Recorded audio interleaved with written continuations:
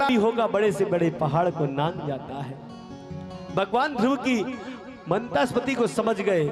पांच जन संग को जैसे कपोलों से लगाया, योंता प्रविश्यवाच मिमां प्रसन्ता संजीवयत्य खिल शक्ति धराम सधामना। प्रभु आपने ऐसी कौन सी संजीवनी पिला दी जो आज मुझे बोलने की क्षमता आ गई। भगवान ने आज उनको गोद में बिठाया है, खूब आशीर्वाद दिया और कहा मांग लो क्या चाहिए। बोले प्रभु कुछ नहीं चाहिए, आपका दर्शन मिल गया। जाओ, बोले मेरा आशीर्वाद है, तुमने छोटी सी अवस्था में मुझे प्राप्त किया है। तुम 36,000 वर्ष तक राज सुख भोगो और अंत में हमारे धाम को आओगे। और सभी मृत्यु लोक के 9 दंपति जब तुम्हारा दर्शन करेंगे तो उस स्त्री को सौभाग्यवती भव का वरदान प्राप्त होगा। भगवान ने आशीर्वाद दिया था। ध्रुव जी महाराज आए, उसी सुरुचि मैया ने बड़ा स्वागत किया। अंत में ध्रुव को राज्याभिषेक किया और तान बाद सुरुचि जंगल को चले गए। 36,000 वर्ष तक तप किया। उत्तम को यक्षों ने मार दिया, 1000 यक्षों को ध्रुव जी महाराज ने मारा। और अंत में विमान आया, विमान में बैठ करके मैया समेत जब लोक को चले गए। बोले भक्तवत्सल भगवान की।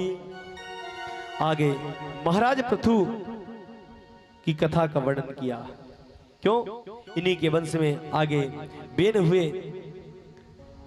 अंग महाराज के कोई संतान नहीं थी, इसका कारण था उन्होंने एक अपराध कर दिया था, महान अत्याचारी बेन। इसी कारण महाराज अंग वन को चले गए। बेन ने कहा कोई भी संत ब्राह्मण को नहीं बुलाएगा, यदि हवन पूजा पाठ करना, बेनाए स्वाहा बेनाए नमः का जप करो। इतना अत्याचार किया। अंत में संतों ने आकर के एक ही हुंकार में उस बेन का स्वाहा कर दिया। बेन मर गया और उसकी दाहिनी जंघा को मथा भगवान पृथु प्रकट हो जाते हैं। पृथु महाराज देखते हैं कि उनके राज में कोई अन्न नहीं हो रहा है। धनुष बाण को लिया और कहते हैं पृथ्वी तुझे मैं रसातल में भेज दूंगा। हाथ जोड़ करके आई और कहने लगी आपने बेन के जब रूप में थे तो आपने इतने पाप किए थे जिसके कारण आप मेरा दोहन करो। दोहन किया है तब सारे पदार्थ मिले हैं। मैत्रेय जी कहते हैं विदुर जी इन्हीं के वंश में प्राचीन बरही राजा हुए।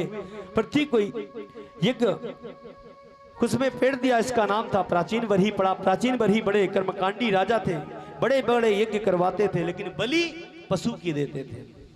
कहते कभी भी अब देखो, अब जरा विचार करो आप,